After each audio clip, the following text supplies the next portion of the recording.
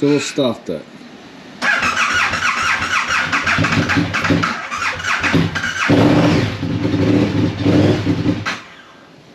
Oh wow. What a shit day I had the other day. The usual, went to start the KTM. Now I've not had this for a long time. Went to start it and I got the black screen. Everything went dead. And of course you know what happens with the KTM, because of the C-bus in it, the minute you get something just doesn't go right with the electrics, that's it, it's over, game's finished.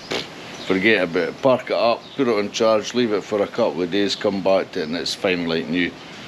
And it's happened a couple of times recently and I'm just kind of over it, she does need a wash. But I thought, what am I going to do? I need to do something to fix this bike. I can't keep having that. I use it every day to go to work. I can't just keep getting up in the morning, ready to go to work, jump on the bike at 5 o'clock in the morning and nothing, you know, or you get that black screen and then, or you get a warning light pops up and says it's not going to go. You just can't do that. So I've went away and I've got another battery this time, and I know a few people said that lithium batteries don't really work with KTM, but what else am I going to do? Anyway, I'll go and get the battery and I'll put it on the bike. The bike actually needs a wash. I might give it a quick blast first, and I'll put the bolt away because, yeah, I had to use that for work on Friday. And then to give the old Goldwing a bit run at some point. It's been a wee while, although I'll stick the charger on it. I've got a wee port down there to put it on. Anyway, I'm going to park this bolt up and wash my bike, and then we'll get the battery changed over, I think. I'd just like to say, this Yamaha Bolt, 2014, bought brand new, it's done 6,000 kilometres now. You know, that can sit for months. First push of the button, starts, never a problem. KTM,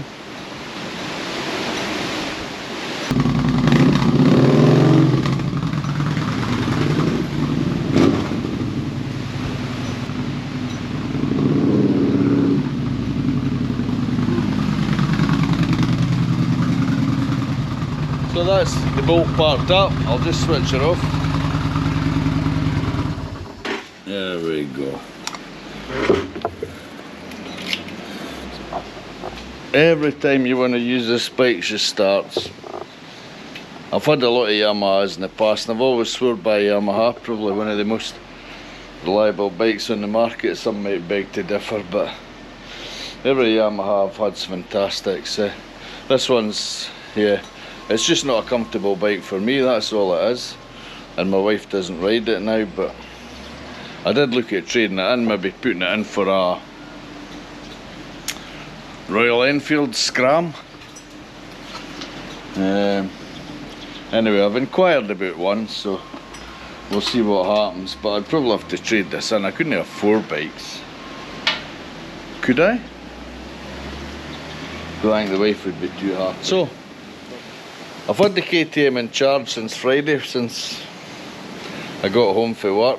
Because it hadn't started in the morning, so I've just jumped on it. Let's see, we'll start now. So it's been charging all weekend.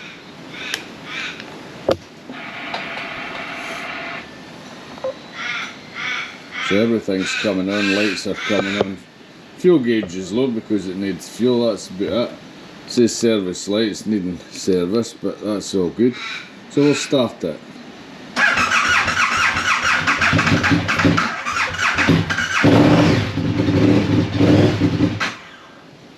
Oh wow, really? This has been charging for 2 days. This is, yeah.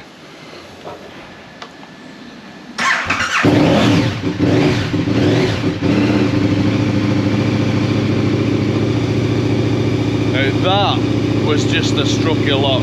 Anyway, I'll go and take it and wash it.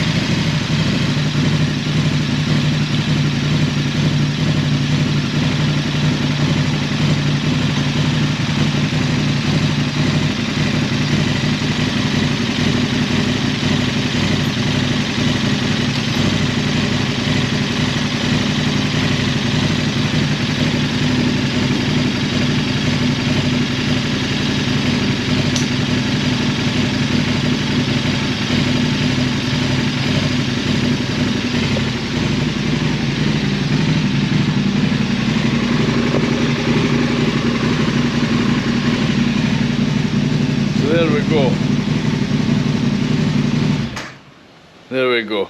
MTC failure. So I had it sitting out there washing it, as you'll see in the time-lapse video. While I was washing it, I sprayed the chain with WD-40, a good liberal spraying, and then I run it and put the hose on it to wash WD-40 off. I know washing your chains won't burst your O-rings. This has done 35,000 kilometres and the chain's still fine. It's getting a bit worn now, but yeah, the O-rings and everything are fine. So before anybody starts with the, putting water on it, talking bollocks. Anyway, washed it as I always do. Went to rev it up, put it in gear, just to dry the chain off to get some of the crap to come off it. And what happened was, I got an MTC failure. Story of my life. And it wouldn't rev properly, and then it cleared and it started revving, so I don't know. So I'm going to change the battery. I was going to go for fuel first, but I think I'll change the battery first because it might not start to come home again. Anyway, I'll go and get this done.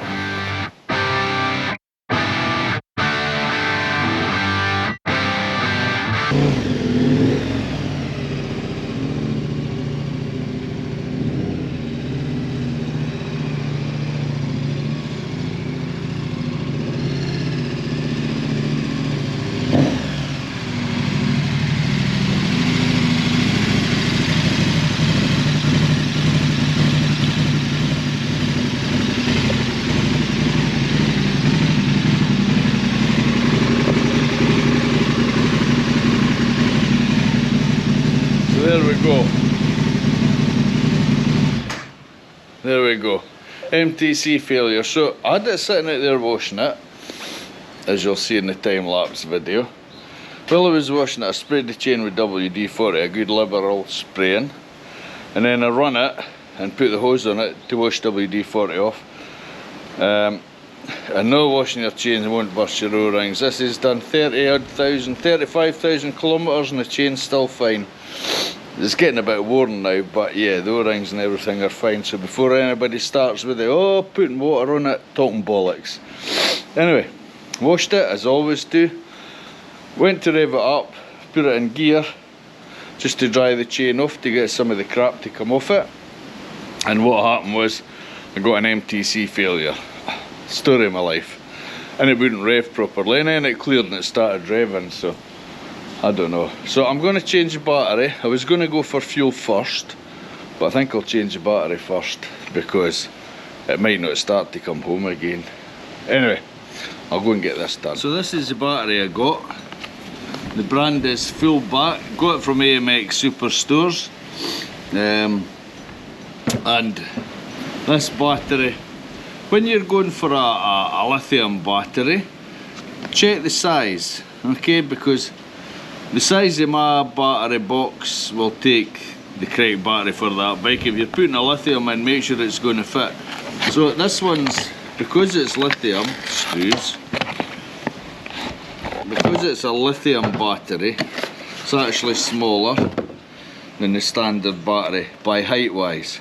It's the same width and the same diameter, and your battery will tell you what size it is on it, or the manufacturer's book will tell you what size.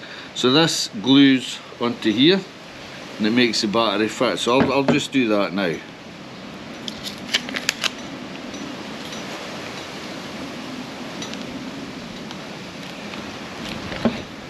And there we go. Makes the battery the same size as the one that was on it. So let's go and fit it to the KTM. So here we are. This is the battery I put on it. This is actually a gel battery and it's been perfect for the past couple of years. It's just recently it's decided it's not going to run the bike. So let's just change it. And then that's it. So as always, when you change your battery, always take off the negative first. Because if you take off the negative first, if I happen to cross this with a, well, it's an electrical screwdriver, but if I cross this with the body, it would short. So take off there first, and then you can take the live off. Now anything extra, the only extras I've got in here are my spotlights and my charging port, and luckily the charger I've got for this bike charges lithium, so we're laughing. Now, got to pull this battery out.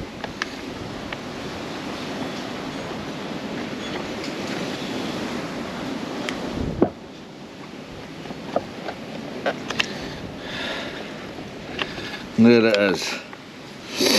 And as you can see, this one's shorter, but the extension makes it the same size. So this one was a good battery, and it seemed to do the trick, but I don't know if I test it. See, it's fully charged. The battery still seems to be okay, so I'll keep a hold of it. I'll stick it in the box that the lithium battery came in, you never know.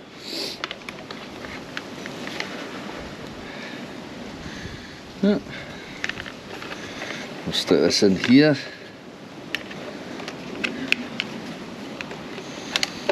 It'll be a nice snug fit, and it is.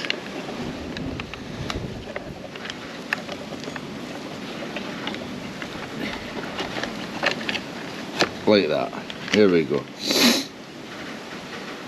So we've got these. Oh, here's the new ones. These sliders to put in. And yeah, and then we'll see what the battery's like. Anyway, let's see how she goes. So ignition on, and everything seems to be kicking up, and I need to set the clock.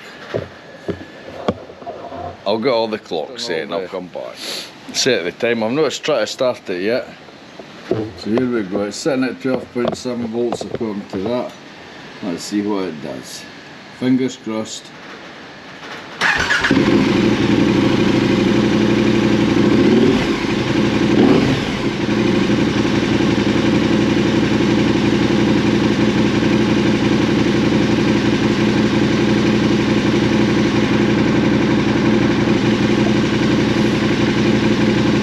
Battery charge sitting at 13.6, normally it's about 14.1, but it'll take a minute for the battery to sort of negotiate with ECU and set itself up. It's at 13.8, so it's getting there.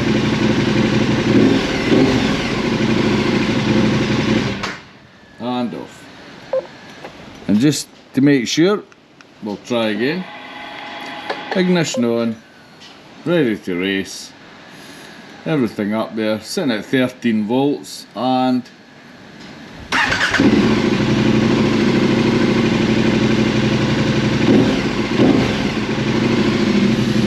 awesome.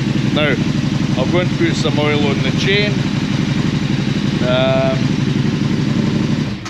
I'll put some oil on the chain and I'll go and take it and fuel it up, and that should be ready for tomorrow. So, this battery, when I bought it out of the shop, lithium battery, was 254 Australian dollars. British pounds, that's about 120 pounds, something like that. The gel one was under $100, so I suppose you get what you pay for, really. So it'll be interesting to see how this goes. If I have a problem with it, I'll put a video in, but hopefully I won't. And then in a year's time I'll do a review to see how it's going. Anyway, I'll go and get this put back together, and then I'll take it away for a wee blast and see how she goes.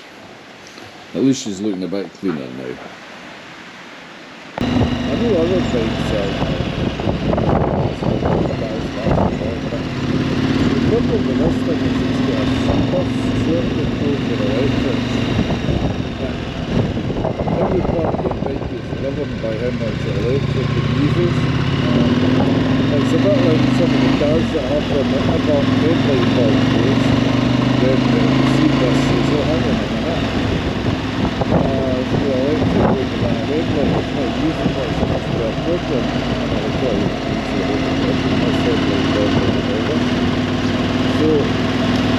yeah, the C-plus is mixed up between and that. So the bottom of it, that's where the Yamaha goes.